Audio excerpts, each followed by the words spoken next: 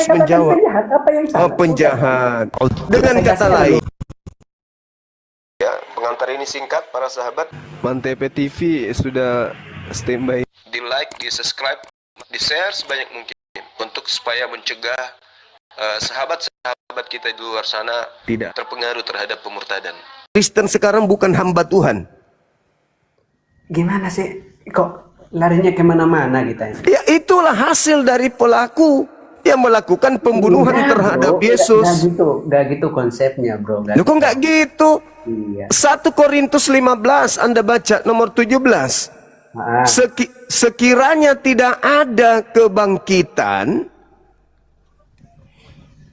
maka sia-sialah kepercayaanmu dan kamu akan kamu akan tetap di dalam dosa. Kan begitu. Nah, berarti penyaliban itu sangat bermanfaat kan? Bermanfaat atau tidak? Jelas. Makanya tuh bermanfaat. 1 Korintus 15 ayat 3 sampai 4 jelas di situ ya. Injil yang menyelamatkan itu bahwa Yesus mati, dikuburkan dan bangkit. Nah, itu Anda lebih kuatkan lagi berarti. Makanya kita sepakat di sini. Lalu mengenai kematian Yesus ini, bahwa Yesus mati, apakah karena hebatnya orang-orang ini Roma pada waktu itu yang menyalibkan dia, orang-orang yang membenci dia waktu itu, apa karena hebatnya mereka, atau memang itu adalah suatu yang memang sudah dinubuatkan bahwa dia datang untuk siapa yang menubuatkan orang benar mati untuk pelaku dosa? Di mana nubuatan itu terjadi? Kita bisa lihat di nubuatannya ya. Kita bisa lihat di Yesaya 52 dengan Yesaya 52. Yesaya 52. Jadi gini, saudara. Jadi gini. Kalau Anda mengatakan itu adalah nubuatan untuk Yesus, berarti dalam nubuatan itu iblis berjasa mempersembahkan Yesus yang bro. Oke. Jadi nama Allah itu tidak ada pengaruh dari Islam menurut LAI, betul? Adalah inisiatif progresif Allah itu sendiri, bukan karena makanya saya kasih kamu tadi. Kalau begitu kenapa Yesus mengatakan orang-orang yang ingin membunuhnya adalah anak-anak setan? Loh, memang tindakan mereka itu adalah tindakan yang salah. Memang itu kan tindakan terjadi, salah. itu kan sudah ditulis. Berarti sesuatu yang memang sudah ditulis memang pasti akan terjadi. Berarti dalam hal ini Anda harus mendudukkan mereka para eksekutor itu sebagai pahlawan Anda. Gak bisa. Loh, kok nggak bisa? Gimana Anda mengatakan tidak bisa? Kalau mereka tidak melakukan pembunuhan, apakah Anda bisa selamat? Loh, karena memang kan sudah dinubuatkan demikian, sudah tertulis demikian bahwa betul. Itu adalah klaim Anda kan?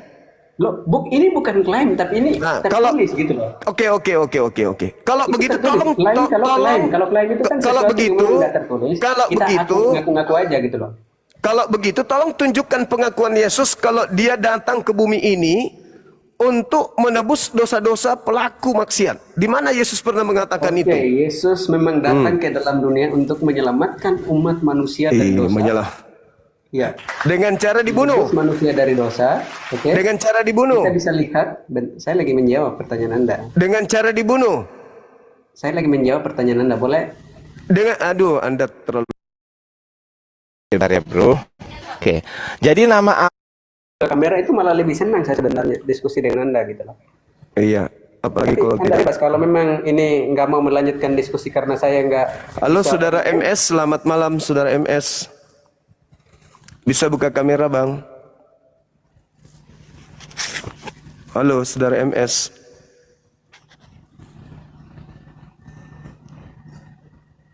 Halo. Halo saudara MS. Hati-hati bang kupingnya. Ya. Jadi Anda harus berterima kasih. Karena saya nggak bisa on cam, jadi nggak bisa kita lanjutkan diskusinya atau gimana nih? Enggak. Saya bebas aja, bro. Saya hanya ingin Anda menjelaskan di mana titik kejahatannya para pelaku penyaliban. Maksudnya gimana sih? Anda kan mengatakan tadi itu adalah nubuat. Iya, nubuatan. Oke. Berarti yang melakukan ini melakukan nubuat atau inisiatif sendiri? Yang melakukan nubuat, maksudnya gimana sih pertanyaannya? Kok nggak jelas? Anda mengatakan penyaliban itu sudah dinubuatkan. Iya, betul. Berarti pelakunya ini menjalankan nubuat atau Iya, inisiatif sendiri. ya jelas memang sudah dinubuatkan, sudah ditulis demikian berdasarkan Yesaya Anda 52. Anda mengerti nubuat berarti sudah direncanakan kan? Sudah ditulis bahwa itu akan terjadi. Ya, berarti sudah direncanakan. Bahwa sesuatu yang ditulis pasti terjadi. Oke, berarti sudah direncanakan. Bukan tentang direncanakan, tetapi memang ditulis sudah terjadi. Kalau rencana itu bisa terjadi dan bisa tidak. Kalau itu rencana. Oh iya, berarti Tetapi memang nubuatan itu kan memang sudah pasti berarti terjadi, sudah gitu. ditetapkan, berarti sudah ditetapkan harus begitu. Ya jelas. Berarti orang-orang yang sudah ditetapkan melakukan itu dosa atau tidak? Ya jelas mereka dosa lah. Loh, katanya sudah ditetapkan. Iya. Mana yang betul? Iya. Hei, Bisa tenang. mana yang betul? Ya bisa tenang. Iya, mana yang betul? Katanya sudah ditentukan. Kalau dia ditentukan, berarti ada yang di belakangnya yang sudah menetapkan itu terjadi. Apa? Karena makanya kan kita perlu gali gitu loh. Mengapa itu ditetapkan? Mengapa itu ditulis bahwa orang-orang itu akan melakukan demikian? What happened? Oke, sekarang nggak usah kamu permasalahkan itu, saudara. Loh, Kenapa dari pelanggaran lagi? Kenapa si TikTok benci kali sama aku? bukan Baru intensi, juga. mungkin apa kosakatanya, penggunaan kosakata itu bisa mungkin ada sesuatu, bro. Jadi saya ngerti betul Si tentang TikTok itu. ini ya, tunggu saya bikin nanti aplikasi TikTok sendiri. Benci kali kalian sama Bang Zuma ini. Udah 4 kalian makan. Saya bayar sendiri, saya beli kuota sendiri. Jangan bikin aplikasi kalau terlalu Tapi kan menyek-menyek. TikTok bukan milikmu gitu loh. Iya, saya tahu ngerti, tapi kenapa menyek-menyek kali si TikTok ini?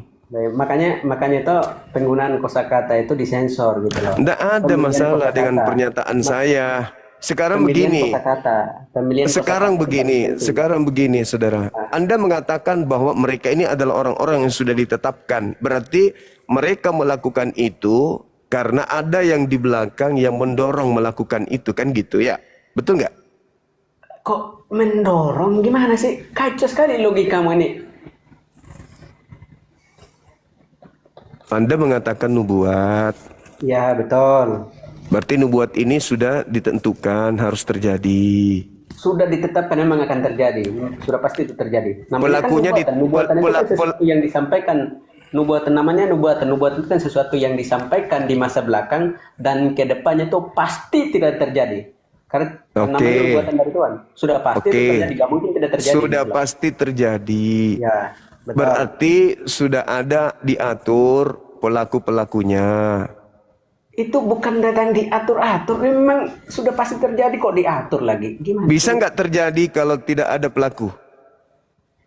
Loh, kalau sudah ditulis bahwa kalau Tuhan sudah katakan ini pasti terjadi, sudah menubuatkan, ya pasti terjadi. Gak mungkin tidak. Gitu loh. Pasti terjadi. Berarti sudah ditetapkan ada pelaku.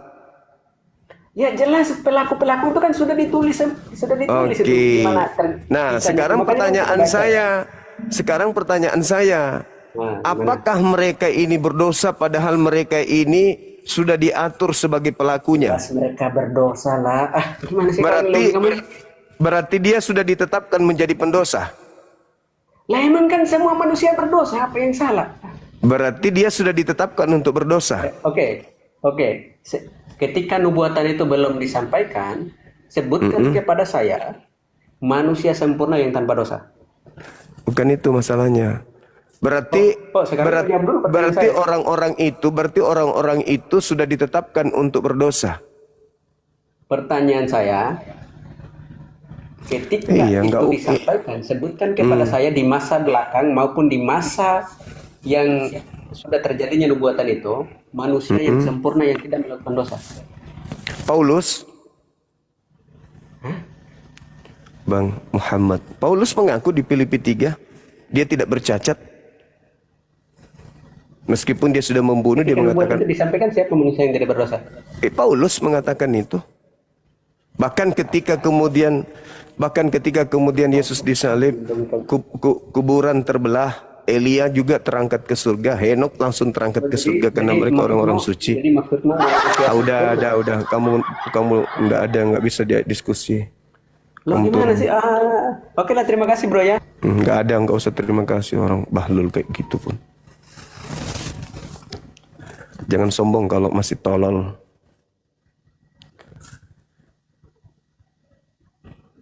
Dia katakan sudah ditetapkan.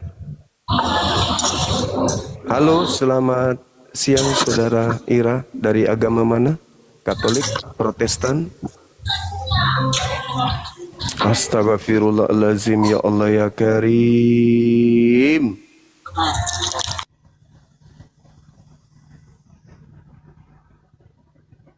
Betul lah ini, sok cantik, sok paten semua ini.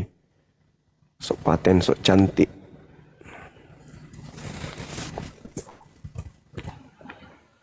Halo. Halo. Iya. Selamat malam, saudara, bisa buka kamera? Iya, selamat malam. Nggak bisa buka, Bang. Lagi bermasalah ini. Bisa itu kok. Kenapa kayak Paulus ya?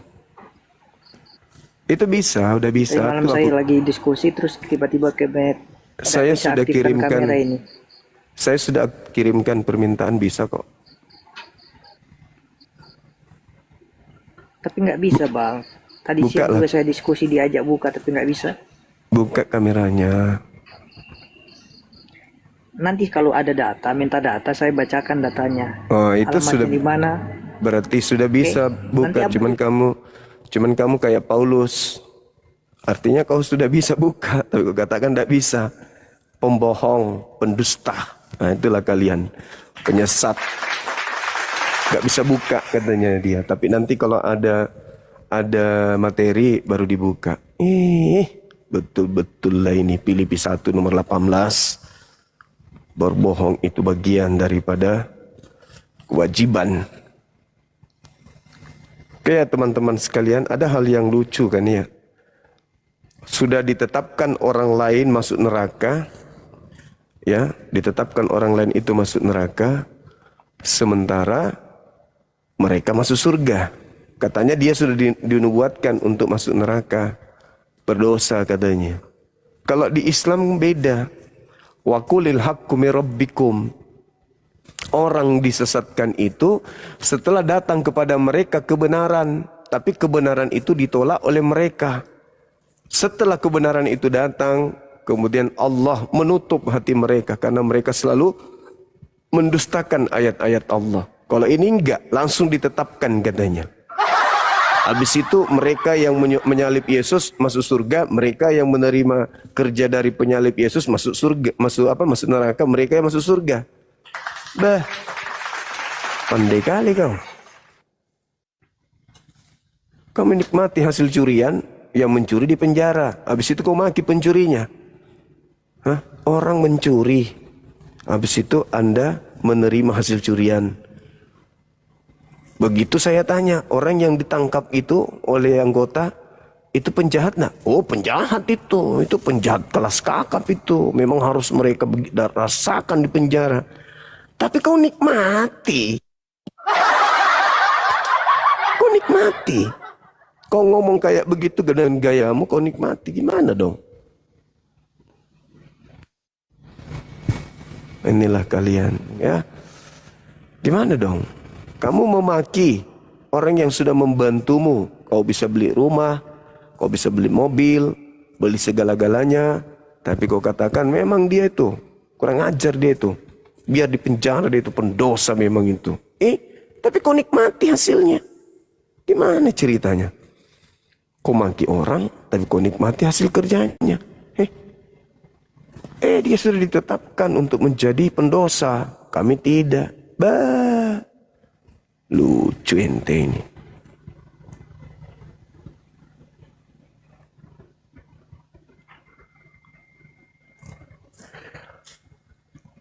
Oke teman-teman, silakan yang 2000 lebih ini Tolong di follow akun kita ini ya, supaya semakin besar dan cakupannya semakin meluas, supaya bisa teman-teman Oten melihat bahwa kita lagi live dan meminta mereka naik ke sini. Saudara-saudara Kristen yang bisa buka kamera aja, santai aja kita diskusi. Nggak usah ada niatan untuk menghujat, menista. Kamu bebas kok bertanya tentang Islam, kaitannya tentang penyaliban ini. Kami nggak menutup diri. Ya, yang disalib siapa di Islam? Orang yang melakukan makar. Siapa namanya? Tidak disebutkan namanya. Karena Al-Quran bukan buku biografi. Bukan buku hasil penyelidikan, kesaksian-kesaksian orang.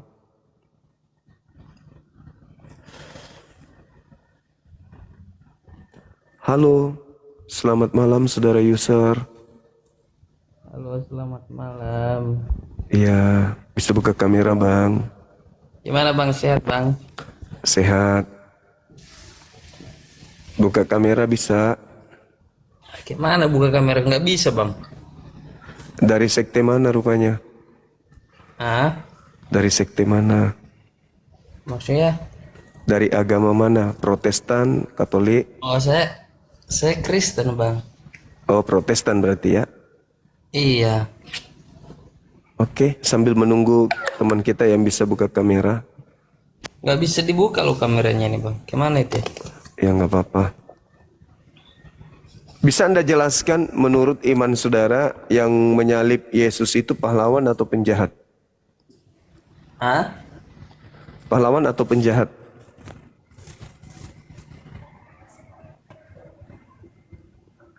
Penjahat. Atau mereka adalah pahlawan?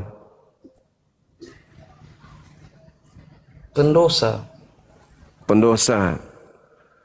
Mereka dihukum berdosa karena menyalib Yesus. Iya. Tanpa Karena mereka itu tidak. Karena mereka tidak tahu apa yang mereka lakukan. Oke. Tanpa mereka menyalibkan, apakah kalian bisa selamat?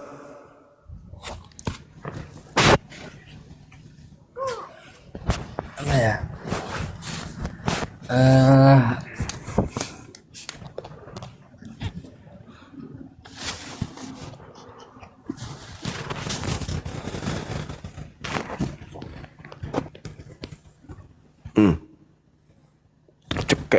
Tercekek leher. Sulit teman-teman, sulit.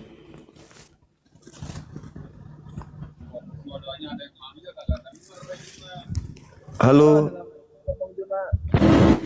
Wis. Oh, kalau Anda di luar. Assalamualaikum warahmatullahi wabarakatuh. Ribet sekali ya bangku, sorry. Mau pecah ini gendang telinga. Yang Kristen aja dulu yang naik ya. Kalau diizinkan saya berdiskusi, mohon teman-teman yang non-muslim aja dulu. Tapi kalau saudara juga merasa tidak usahlah diskusi terus, bincang-bincang aja, ya udah kita bincang-bincang.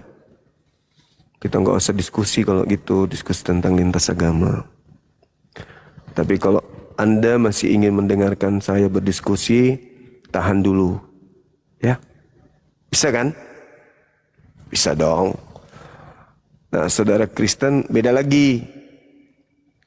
Silakan Anda jelaskan kepada kita di sini,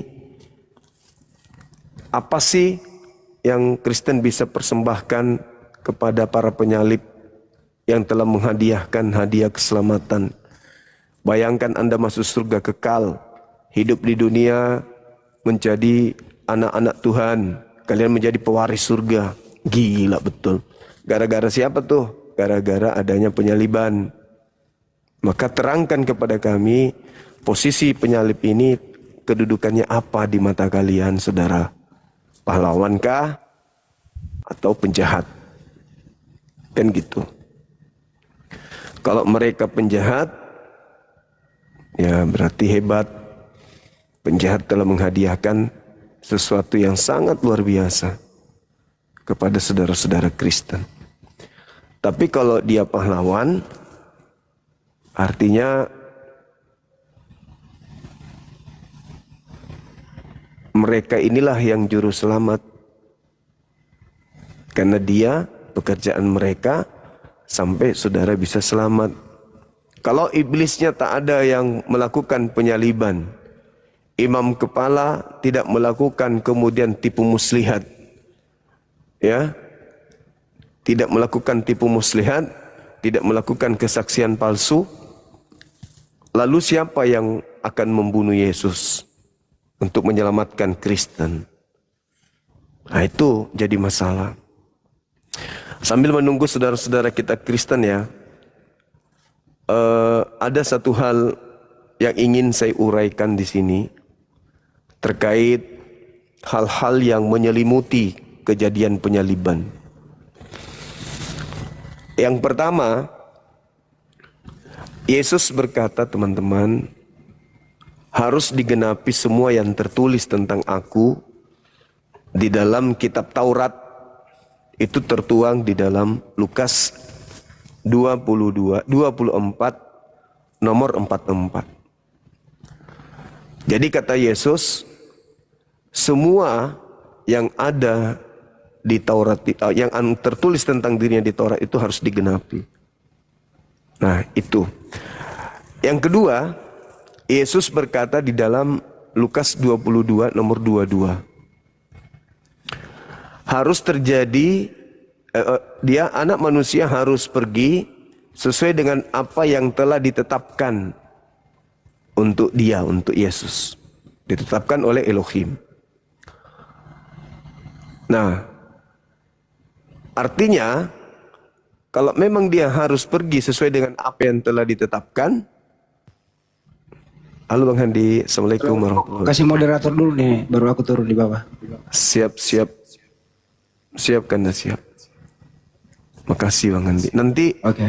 Nanti kita ini Kanda sekalian umumkan juga saudara kita yang mu'alaf ya. Oh iya, jam 12 lah nanti ya. Siap. Setelah kita capek, saya dibawa dulu ya. Sudah moderator kah? Tunggu, belum. Oke, wes. Lanjut. Assalamualaikum. Waalaikumsalam warahmatullahi wabarakatuh. Nah, gitu ya teman-teman sekalian. Jadi setelah tertulis oleh Yesus, tertulis oleh Bible di dalam kitabnya saudara Kristen, anak manusia memang harus pergi sesuai dengan apa yang tertulis tentang dia, yang sudah ditetapkan tentang dia. Itu satu hal yang perlu diperhatikan oleh teman-teman apologet Islam. Itu dicatat, itu penting. Yang kedua, ketika Yesus ingin ditangkap di dalam di dalam Lukas 22 yang sama, di data 53, 52, 53, itu dicatat. Di situ Yesus bertanya kepada imam-imam dan orang-orang yang datang kepadanya, kalian setiap hari melihat aku mengajar di Baitullah, di Bait El, atau di Bait Suci. Kenapa kalian tidak menangkap aku? Di data 53-nya kata Yesus, oh sekarang saatnya waktumu dan saatnya kuasa kegelapan. Nah itu dicatat tuh. Jadi Yesus mengatakan saatnya waktumu, sahabat Muhammad Swaib Sukran, saatnya waktumu dan kuasa kegelapan. Jadi Yesus mengatakan tiap hari kamu melihat aku, kenapa kamu tidak menangkap aku? Kenapa kau tidak membunuh aku? Tiap hari pun. Tapi ini sekarang kenapa kok ngebet kali? Ada apa? Oh ternyata Yesus mengatakan, oh ternyata waktu kalian ini sudah saatnya waktu kalian, yaitu saat dimana kalian harus berupaya menangkap aku. Saat apa? Kuasa kegelapan, kata Yesus. Jelas kan? Jadi aku harus pergi sesuai dengan apa yang ditetapkan. Oh, saatnya sekarang kamu ini. Sudah saatmu sekarang. Dan kuasa kegelapan. Nah, coba apa yang tertulis ketika Yesus mengajar dalam Yohanes 12. Syukran, Sam. Apa yang tertulis di sana, teman-teman sekalian? Yohanes 12 nomor 31, Yesusnya sendiri yang mengatakan bahwa iblisnya itu dilemparkan keluar. Sekarang saatnya kuasa bumi ini, yaitu iblis. Nah, jadi penguasa dunia adalah iblis. Ini sekarang saatnya. Sekarang juga penguasa dunia ini sudah datang, sudah dilemparkan keluar. Jadi pada saat Yesus ingin ditangkap, Yesus mengatakan, oh, sekarang waktumu. Sekarang adalah waktumu. Dan kuasa kegelapan. Ternyata Yesus diterangkan oleh Yohanes 12. Tak banyak lagi aku berkata-kata. Kenapa? Karena sekarang ini sudah saatnya penghakiman dunia akan dunia. Saatnya penghakiman dunia. Saatnya kuasa kegelapan. Saatnya iblis dilemparkan keluar. Coba. Saya ulang. Kata Yesus, inilah saatmu. Dan kuasa kegelapan. Dan iblis, penguasa dunia, dilemparkan keluar. Apa kata Yesus? Sedikit pun penguasa dunia, yaitu iblis, tidak berkuasa atas diriku. Nah, jadi ketika Yesus saatnya waktumu, ya silakan Anda berkarya. Aku akan pergi sesuai dengan apa yang telah ditetapkan. Yang jadi solusi sekarang kita, orang-orang yang pandai berpikir, orang cerdas menggunakan logika sehat, yang menjadi pertanyaan kita, ketika kuasa gelap, ketika penguasa dunia yaitu iblis sudah dilemparkan keluar, ya, yang diawali dengan rencana penangkapan kepada Yesus, pertanyaannya, ketika Yesus mengatakan bahwa memang harus pergi sesuai dengan apa yang tertulis tentang dia di dalam Torah, pertanyaan kita nih, apa yang tertulis? Apa yang menjadi ketetapan Tuhan terhadap Yesus orang benar? Dikutuk atau diselamatkan? Nah, itu dia. Kalau dia dikutuk, apa alasannya? Ya kan? Apa alasannya dia dikutuk? Ternyata dia dikutuk untuk menebus dosa-dosa orang-orang Kristen. Nah, itu dia. Masya Allah, luar biasa. Jadi memang perlu pendekatan kritik terhadap apa yang tertulis di dalam kitabnya saudara-saudara kita Kristen. Halo saudara Lezil, malam bang. Halo. Kakak Zuma ini Kristen kah Muslim, Kakak Zuma? Saya Muslim, abangku. Saya sama seperti Yesus, Muslim juga. Bisa buka kamera. Saya ini belum bisa buka kamera, soalnya saya punya pengikut baru. Oh iya. Dikit. Dari mana? Katolik, Protestan? Saya Protestan, Kakak. Protestan. Oke. Okay. Iya, baik.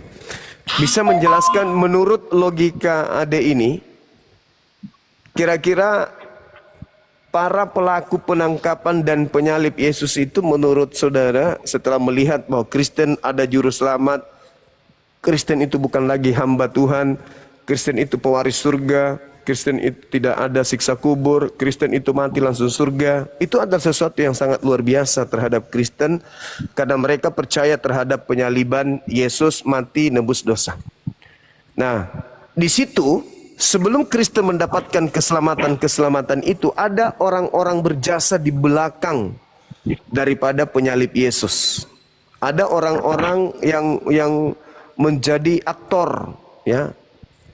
Orang yang terlibat di dalam memberikan keselamatan kepada saudara selaku umat Kristen.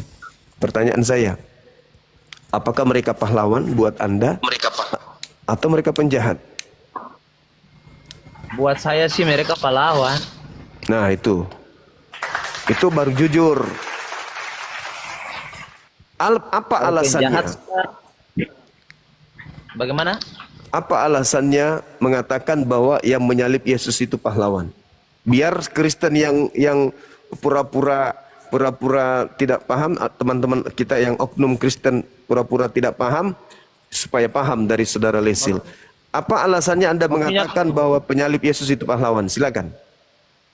Maksudnya kakak dari pertamanya gimana? Alasannya saudara Lesil mengatakan bahwa penyalib atau penangkap Yesus, eksekutor di balik keselamatan yang diterima Kristen ini adalah pahlawan. Ada alasannya?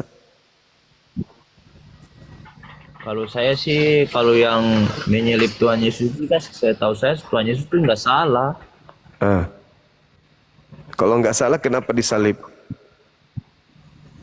Karena saya di pikiran saya itu, karena mereka berpikir itu ada yang lebih berkuasa daripada itu adalah cuma Tuhan Yesus saja. Jadi mereka tuh nggak mau yang berkuasa lebih dari mereka itu menguasai semuanya menguasai semuanya kecuali mereka. Iya, jadi Mesti harus pilih yang menguasai lebih tinggi daripada mereka. Jadi mereka ini membunuh Yesus karena Seperti Kakak Zuma sudah berdiri lebih tinggi sekali. Tapi ujungnya orang yang berdiri keduluan Kakak Zuma mau juga lebih tinggi seperti Kakak Zuma, tapi ya dia kasih jatuh Kakak Zuma juga, untungnya disalibkan. Gitu. Iya, jadi para penyalib ini pahlawan. Setahu saya sih enggak. Berubah lagi, penjahat. Iya, karena itu orangnya nggak bersalah tuh. Iya, nggak bersalah kan? Nah, ketika orang yang tidak bersalah ini dibunuh, itu menghapus dosa atau justru menghasilkan dosa? Karena disalibkan itu untuk menghapus dosa-dosa kita semua. Berarti berjasa dong. Berarti berjasa orang yang menyalib kalau begitu. Karena tanpa mereka menyalib, dosa-dosa kalian tidak dihapus. Berarti para penyalib ini, para penangkap yang menjadi otak di belakang penangkapan Yesus ini semuanya orang-orang berjasa. Bukan begitu kakak, seperti tadi saya bilang itu. Kalau mereka tidak melakukan, Yesus tidak disalib. Kalau Yesus tidak disalib, saudaraku masih tetap dalam dosa. Kakak, kalau kita sudah dibaptis, dosa kita sudah terselesaikan di situ kakak. Mau dibaptis pakai ketuban kuda, dibaptis pakai air apapun, kalau Yesus tidak dibunuh, apa mau selamat gimana? Harus dibunuh dulu supaya kita bisa selamat, supaya saudara bisa selamat. Maka dibutuhkan, Kristen butuh oknum-oknum di belakang Yesus untuk membunuh Yesus supaya dosa-dosa saudara ini terhapus, kan gitu.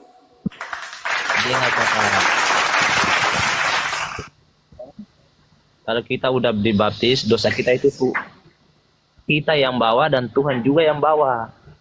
Tapi dibaptis tanpa ada perlakuan bumbun terhadap, tidak ada perlakuan bumbun terhadap Yesus itu tidak berlaku, tidak diadakan. Apakah kemudian biar dibaptis bisa selamat? Gini kakak. Pas setelah kita udah baptis, itu tuh nanti tunggu sampai Paskah. Kakak tahu Kristus kan?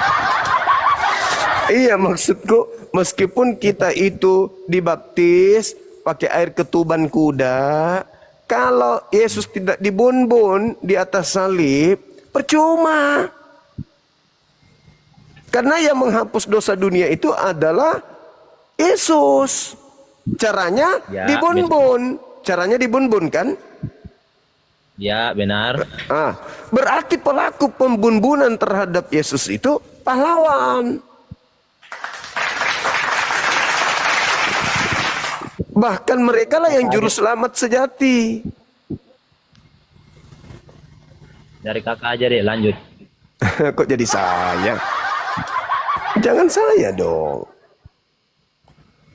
Jadi gimana? Menurut saudaraku kesimpulannya gimana? Mereka yang menyalib Yesus ini pahlawan atau penjahat?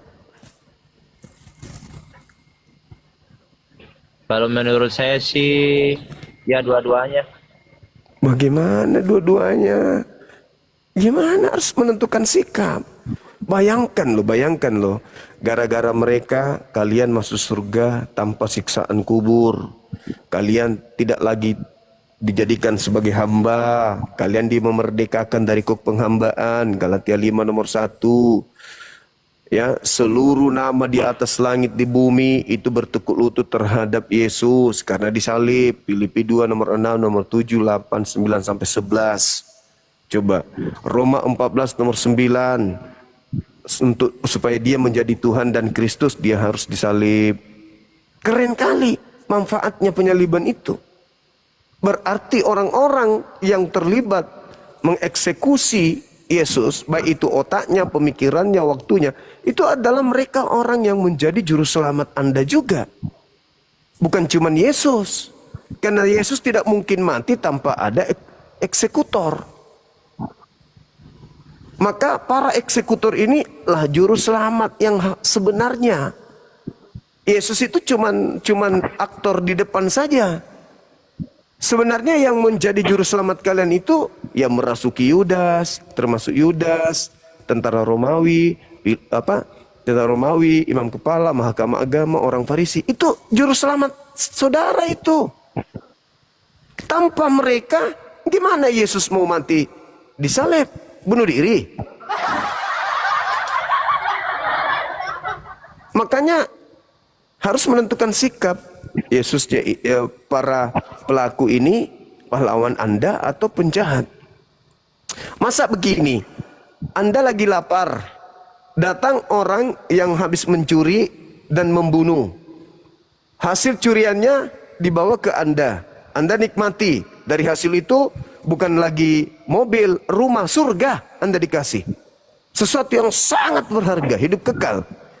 Anda ingin mengatakan bahwa dia penjahat, tapi Anda nikmati surga karena dia. Anda ingin mengatakan dia pahlawan, masa pembunuh pahlawan sih? Jadi yang benar yang mana? Maksudnya kakak, ini siapa yang mencuri? Itu analogi. Anda menikmati hasil curian. Anda menikmati hasil pembunuhan terhadap Yesus. Hah? Jadi sebenarnya yang harus dipasang di rumah itu bukan fotonya Yesus. Harusnya yang dipasang di rumah itu adalah fotonya para pelaku eksekutor itu. Nggak bisa kakak, saya tetap taruh foto Tuhan Yesus. Tanpa Tuhan Yesus saya nggak hidup sampai besar sekarang. Nah, Yesus kemudian bisa menyelamatkan saudara karena dia dibun. Berarti ada pelakunya yang lebih hebat di belakang yang telah menghadiahkan itu. Tanpa Tuhan Yesus kakak, mama saya dan saya nggak hidup sampai sekarang. Nah, sekarang bisa nggak dia memberikan hidup tanpa harus dia berkorban di atas pohon? Bisa. Caranya? Caranya Tuhan saja yang tahu, kita nggak tahu. Nggak bisa deh, nggak bisa. Di atas sana. Nggak bisa deh, nggak bisa. Kecuali kita tinggal bersamanya di atas sana, itu baru kita bisa tahu. Enggak. Nggak bisa. Sekarang Anda dapatkan selamat karena pelaku-pelakunya sudah melakukan tindakan pembunuhan terhadap Yesus. Kalau dia tidak dibun-bun, ya Anda nggak selamat. Karena dosa maut, dosa itu adalah maut, gitu loh. Oke, kita ajak teman-teman kita bergabung yang bisa open kamera.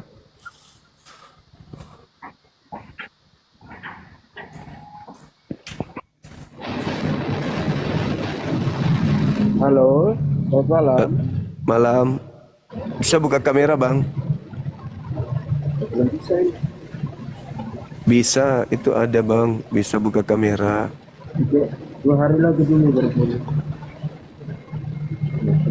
Itu saya sudah mengundang untuk buka.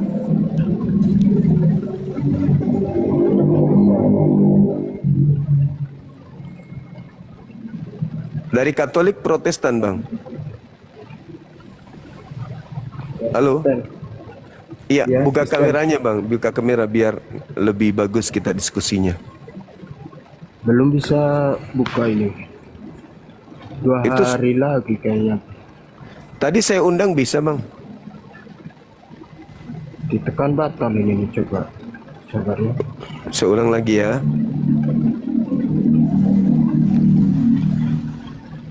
Ya, diterima, Bang. Dalam 16 detik lagi. Enggak muncul. Ya, 16 detik lagi ya, Bang. Enggak muncul dari sini. Iya, 16 detik lagi baru bisa. Ini lagi di luar ya? Iya, saya di tempat kerja. Oh. Ya.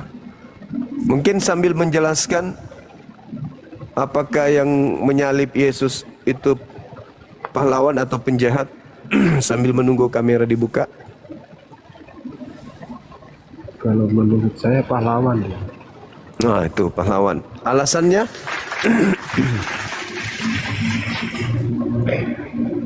Alasannya dia adalah juru selamat bagi umat manusia.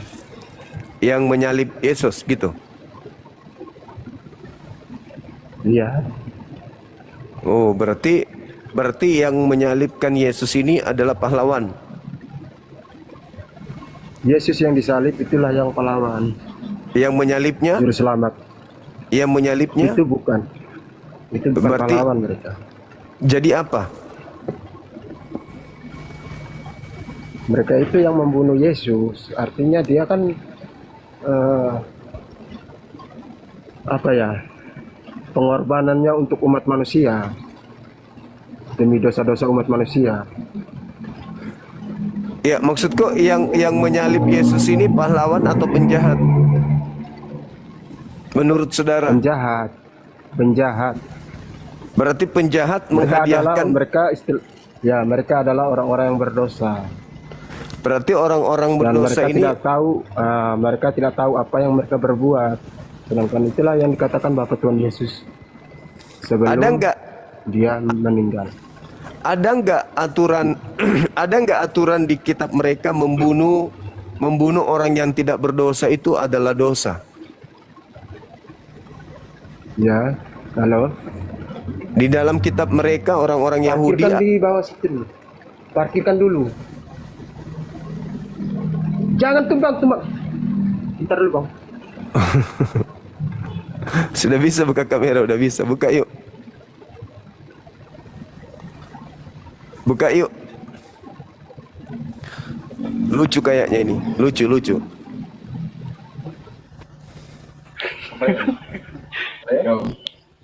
Halo Bang. Halo juga. Dari mana Bang Sambawa? Dari Sulawesi Selatan Bang. Sama berarti kita. Katolik, Protestan? Protestan Bang. Oke. Bisa buka kamera? Belum bisa Bang. Saudara Bujan Netral ini yang bisa tapi tidak mau dia. Bisa juga, Sumbawa juga bisa. Itu saya sudah kirim. Diterima. Belum bisa Bang.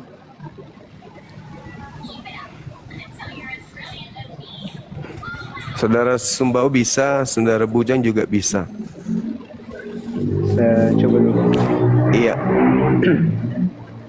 Silakan abangku. Nggak apa-apa, santai aja kita supaya agak nyaman kita berdiskusi. Jadi santai. membahas apa nih Bang? Ini yang menyalib Yesus ini pahlawan atau penjahat? Kalau dia penjahat, alasannya apa? Kalau dia pahlawan, alasannya apa gitu? Penjahat lah Bang. Penjahat. Berarti penjahat menghadiahkan keselamatan untuk saudara. Salah bang. Lah karena mereka lah yang berjasa sampai Yesus disalib. Salah. Jadi maksudnya gimana? Kan tanpa mereka Kristen tidak selamat. Karena mereka lah yang menyalibkan Yesus sampai dosa ditebus.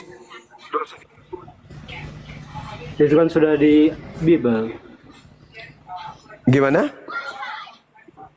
Sudah di Bible. Sudah ditetapkan gitu maksudnya. Ya, sudah ditetapkan. Berarti mereka ditetapkan sebagai orang yang menghadiahkan keselamatan untuk saudara. Enggak. Jadi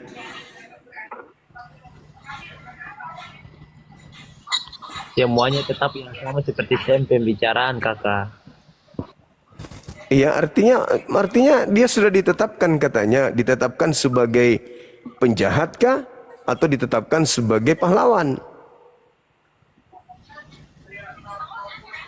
Kalau yang eksekutornya ini, Iya. kalau eksekutornya dia sebagai penjahatnya begitu. Nah, berarti penjahat telah menghadiahkan keselamatan kepada saudara. Salah. Lah, buktinya dari hasil kerja mereka, dari hasil kerja mereka, Anda bisa selamat. Enggak. Kok enggak, Bang? Karena mereka panik, karena pemberitaan Injil yang disampaikan oleh Yesus, makanya mereka tangkap. Jadi seibarat begini, saya kasih contoh analogi ya, sederhana ya. Ini duit. Ini duit. Anda beli HP pakai duit. Sekarang Ya. duit ini Anda terima dari hasil orang yang bekerja. Pertanyaan saya, Anda beli HP yang berjasa duit ini atau orang yang memberikan duit? Maksudnya gimana Pak? Gimana? Ini duit. Ya, ya. Anda terima untuk beli HP. Anda dapat HP Hah? dari duit. Duit yang Anda terima Ya. adalah hasil dari orang yang sudah bekerja yang memberikan Anda kemudian duit. Pertanyaan saya, Ya. yang mana yang berjasa memberikan HP? Ini atau orang yang bekerja di belakang ini?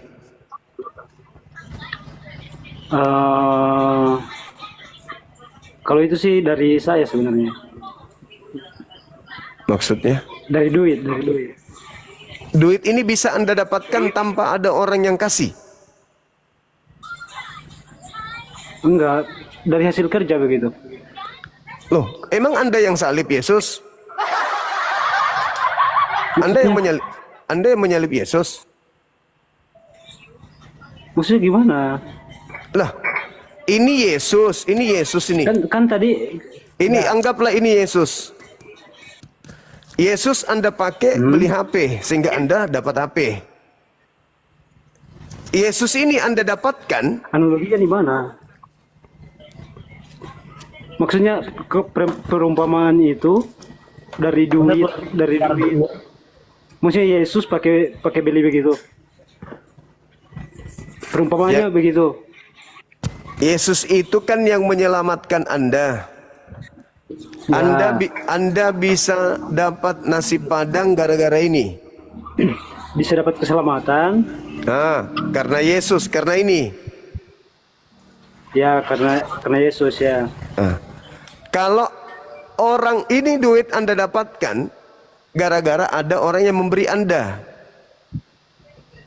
Orang itu yang bekerja di belakang sana. Sampai Anda Ya, diberikan duit. Keselamatan kan kalau dari Kristen kan keselamatan itu kan dari Yesus. Sekarang kalau tidak dibunuh, tidak dibun-bun, Yesusnya bisa menyelamatkan. Bisa. Caranya? Maksudnya? Sendirilah.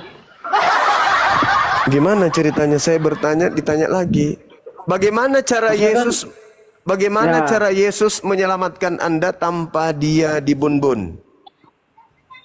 Tetap bisa, Bang. Tidak bisa. Berarti dia harus dibun-bun kan? Enggak, kan ajalnya kan ada pasti sebagai manusia. Paham nggak? Jadi beliau ini mati bukan karena dibun-bun, bukan. Yesus mati kan dibunuh. Nah, itu pintar. Pelakunya ini pahlawan atau penjahat? Penjahat. Nah, dari hasil kejahatannya, apakah Anda menerima sesuatu dari hasil kejahatan orang tersebut? Enggak, kan harus dipahami dulu, Bang. Maksudnya dia dibunuh karena apa? Karena cemburu. Orang-orang Roma, orang-orang Yahudi cemburu melihat kehebatannya. Nah, akibat itu mereka membun-bun. Setelah mereka dibun-bun, Maria ibunya sedih. Murid-murid kehilangan guru. Yohanes kehilangan sepupu. Yakobus kehilangan saudara. Ya. Kristen mendapatkan keuntungan, yaitu keselamatan. Jadi begini, Bang. Kan Kalau gitu. Jadi begini, kalau misalnya Yesus tidak dibunuh, pasti seluruh dunia jadi Kristen semua. Gimana? Seluruh dunia jadi Kristen semua. Tidak akan ada yang namanya Nabi Muhammad. Kalau dia tidak dibunuh. Ya. Berarti begitu besar jasanya si pembunuh ini kan? Enggak. Kok enggak lagi? Besar untuk yang sebelah. Yang mana? Paham tidak? Di sebelah yang mana? Maksudnya agama sebelah begitu. Kan Anda yang menikmati. Tidak ada agama lain yang diselamatkan akibat daripada pembunuhan. Hanya agama Anda kan?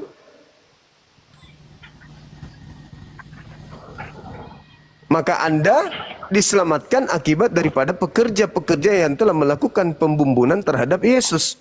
Kenapa Anda lupa ingatan? Kenapa Anda susah berterima kasih kepada mereka pelakunya? Kurang paham saya. Itu dia. Statementnya Bang Suma ini gimana ya? Tidak ada orang yang menerima keselamatan. Tidak ada orang yang menerima keselamatan di atas muka bumi ini selain Anda dan teman-teman Anda dari hasil pembunuhan. Galatia 3 nomor 13. Coba baca, Bang. Kristus telah menebus Kristen dari kutuk hukum Taurat dengan jalan menjadi kutuk karena Kristen. Sebab ada tertulis, terkutuklah orang yang digantung di atas tiang salib. Siapa yang menggantung Yesus? Mereka pahlawan atau penjahat?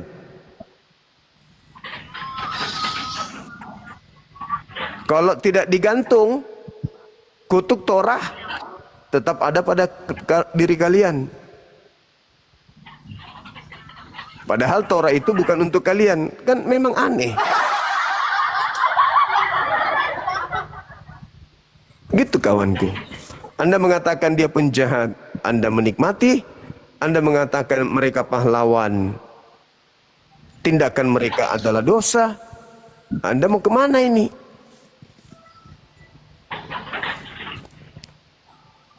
Jadi gini, kan saya bilang tadi, iya. kalau misalnya dia tidak dibunuh, otomatis Nabi Muhammad atau agama lain nggak akan muncul. Kenapa bisa? Kan pemberitanya itu, kenapa dia dibunuh? Karena pemberitanya itu, apa namanya?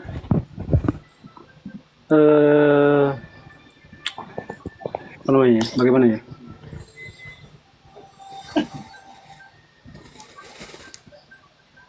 Pemberitanya cepat menyebar begitu. Bahwa ada pembunuhan yang tujuannya untuk menyelamatkan Kristen. Karena dia dibunuh, maka Kristen selamat. maka lebih menyebarlah begitu. Iya, maka Kristen Beritanya selamat. lebih menyebar. Iya, maka Kristen selamat. Kalau saya berpikir-pikir juga, kalau Tuhan Yesus nggak disalib juga, nggak ada itu Muhammad dengan Muslim sama Kristen. Kenapa bisa? Iya, itu sudah.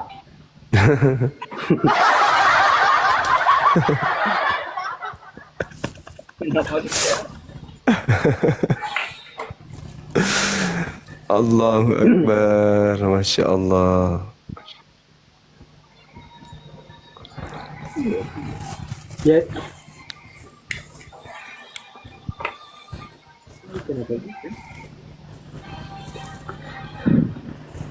jadi gimana? Iya, Anda lah yang pikirkan. Kalau dia pahlawan, Kan saya sudah bilang, saya sudah jelaskan, saya bilang penjahat. penjahat. Berarti penjahat menghadiahkan keselamatan kepada Anda. Enggak, kan saya sudah bilang tadi. Jahatnya. Saya sudah jelaskan tadi. Kenapa dia dibunuh. Kan harus dipahami kenapa dia dibunuh. Terlepas dia kenapa dibun-bun, apa tujuannya dia dibun-bun, hasil endingnya itu loh. Hasilnya Anda menikmati. Anda seketika menjadi anak Tuhan, pewaris surga. Dan Anda mendapatkan Tuhan. Lukas 2 nomor 36. Kisah para Rasul 2 nomor 36. Kristus yang kamu salib itu telah dijadikan menjadi Tuhan dan Kristus. Coba. Kalau dia tidak disalib, dia tidak menjadi Tuhan dan Kristus. Berarti yang berjasa sekali di sini adalah pelaku. Karena tanpa mereka dosa tidak ditebus. Kenapa? Tidak ada yang bunuh, tidak ada yang bun-bun Yesus. Apakah Yesus harus bunuh diri supaya dia bisa nebus dosa? Kan tidak, harus ada yang melakukan. Nah, yang melakukan ini pahlawan dong.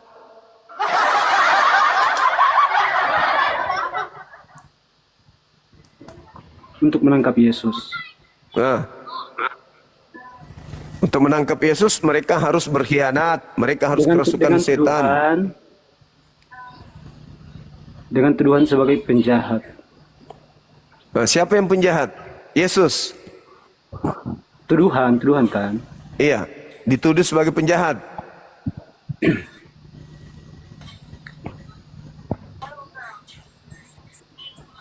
Ya. Yang menuduh dia adalah penjahat atau pahlawan? Penjahat. Kalau begitu, akibat dari tuduhan sang penjahat, dia dibun-bun, akibatnya Anda bisa selamat kan? Benar enggak? Enggak. Loh, kok enggak lagi? Katanya gara-gara dia dibun-bun sampai Anda itu selamat. Yang mana yang betul? Ya karena dia mati. Karena dia mati. Kan dia bangkit kembali untuk. Nah, bisa nggak dia mati? Bisa nggak dia bangkit tanpa mati? Hah? Bagaimana ceritanya? Gimana? Nah, bisa nggak dia bangkit tanpa dia mati? Kan kalau nggak mati kan nggak bisa bangkit. Bisa nggak dia mati tanpa dibun-bun? Bisa kalau ajal menjemput. Iya, Allah Tapi kan- ya Karim. Tapi kan gini bang, tapi kan dia Yesus kan dibunuh, disalibkan, ditangkap sama orang Romawi. Nah, akibat dari tindakan-tindakan mereka ini, Kristen dapat apa?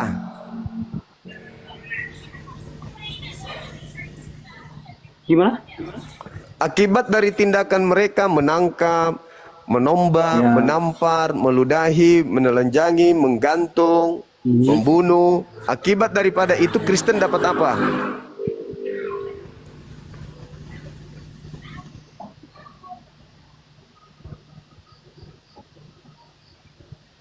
Kurang jelas bang. Mendapat keselamatan. Betul nggak? Maksudnya akibat dari Yesus dibunuh, Kristen mendapatkan keselamatan, betul? Biar Yesus tidak dibunuh, tetap Kristen dapat keselamatan. Caranya gimana? Caranya gimana? Caranya gimana Anda? Saudara, Ya. Coba baca 1 Korintus 15 nomor 17. Coba baca dulu. Coba dibaca dulu. Bisa nggak Kristen selamat tanpa ada pembunuhan? Coba.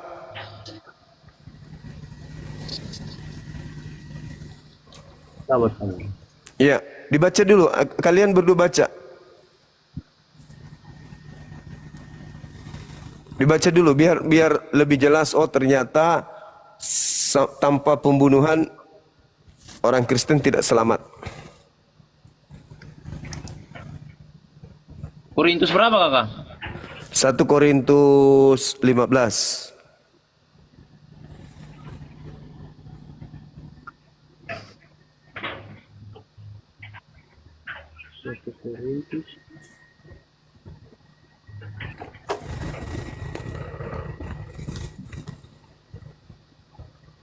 Gak apa-apa ya teman-teman yang dibawa, sabar ya, namanya adik-adik ini juga kan. 1 Korintus 15 begitu. Iya, nomor 17.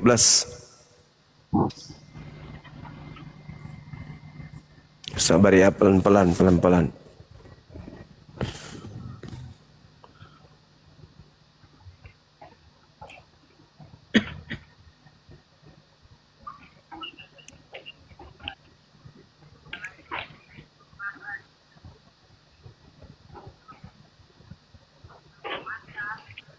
Bisa? Sudah dibaca?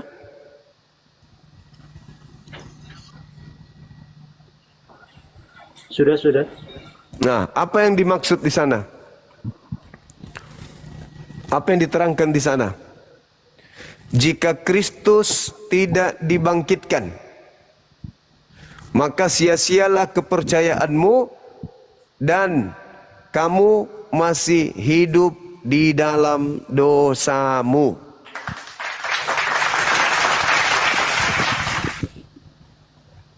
Betul? Kalau Yesus tidak disalib. 1 Korintus 15 kan? Ya, nomor 17.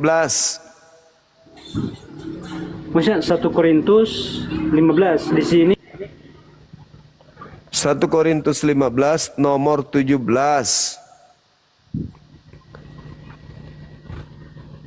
Jadi kalau Yesus itu tidak dibangkitkan dan jika Kristus tidak dibangkitkan, maka sia-sialah kepercayaanmu dan kamu masih hidup di dalam dosamu. Ya. Nah, berarti dengan Yesus dibunuh, maka dia bangkit. Setelah dia bangkit, kepercayaanmu itu benar dan dosamu telah dihapuskan. Berarti pembunuh Yesus itu sangat berjasa.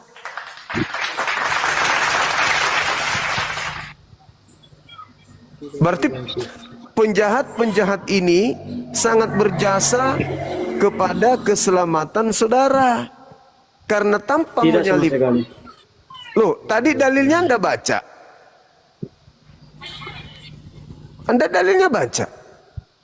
Dan jika Kristus tidak dibangkitkan, maka sia-sialah kepercayaan kamu dan kamu masih tetap berada di dalam dosamu.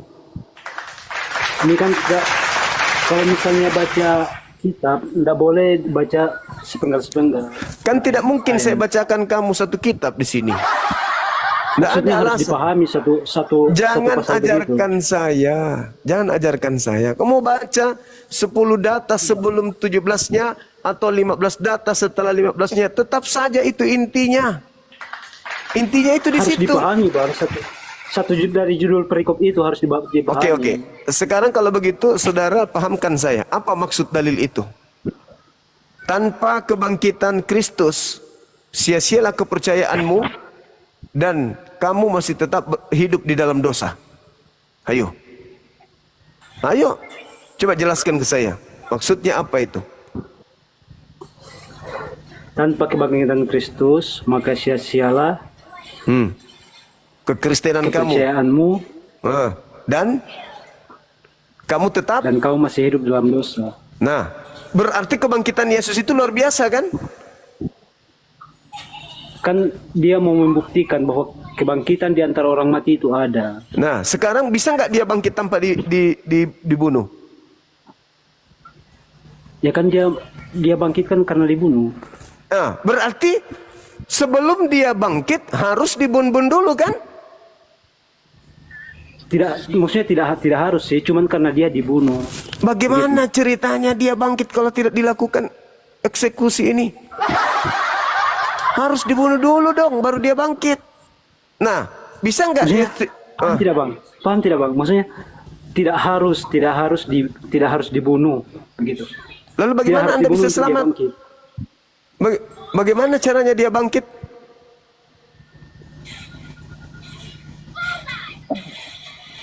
Ya?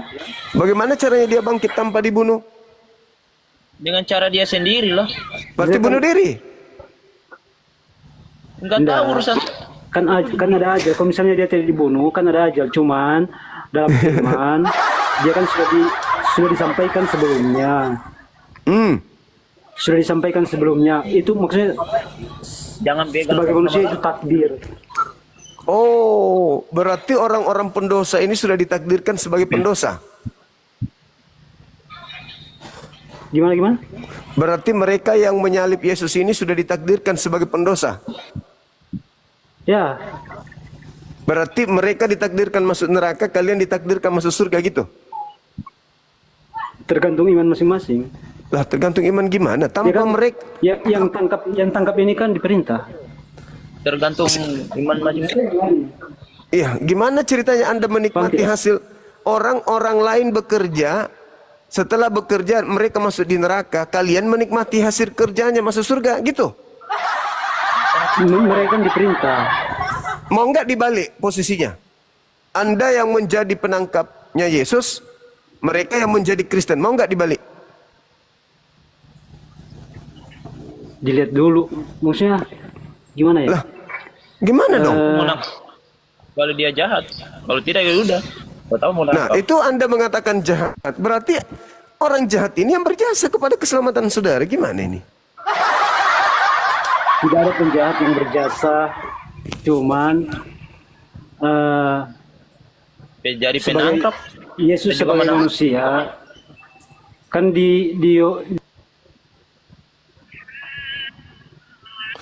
Gimana dong? Gimana Anda tidak mau kemudian berterima kasih kepada pelaku yang sudah menyelamatkan Anda? Kan itu Anda jadi orang yang lupa daratan.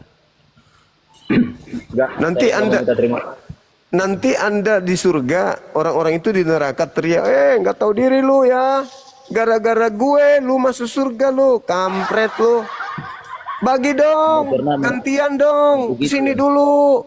Biar aku ke situ juga, kan kalian bisa nikmati surga gara-gara gue. Lu enak-enak di susah kasih paham orang yang tidak paham sama sekali. Ongkan kaki. Aku yang sekarang di neraka, akibat pekerjaan gue lu masuk surga, enak kali. Kan gitu. Susah memberikan paham sama orang yang tidak paham sama sekali. Atau jangan katakan itu, atau Anda agamanya salah konsep.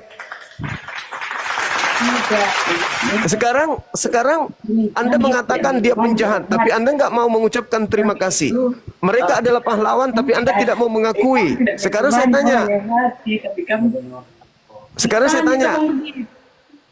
tanya sama kalian berdua. Siapa yang ngajarin kalian keselamatan itu berasal dari hasil pembunuhan? Tuhan pencipta langit dan bumi menyelamatkan manusia dengan cara membunuh Tuhan. Itu di mana konsepnya itu? Tidak ada penjahat yang berjasa di balik kematian Yesus. Udah selesai. Anda tidak akan sampai ke sana. Otak Anda hanya membangkang aja. Tidak akan Otak mungkin. Anda sampai ke sana. Sekarang yang melakukan pembunuhan kepada Yesus itu Anda mau ingkari? Hah? Gila dong.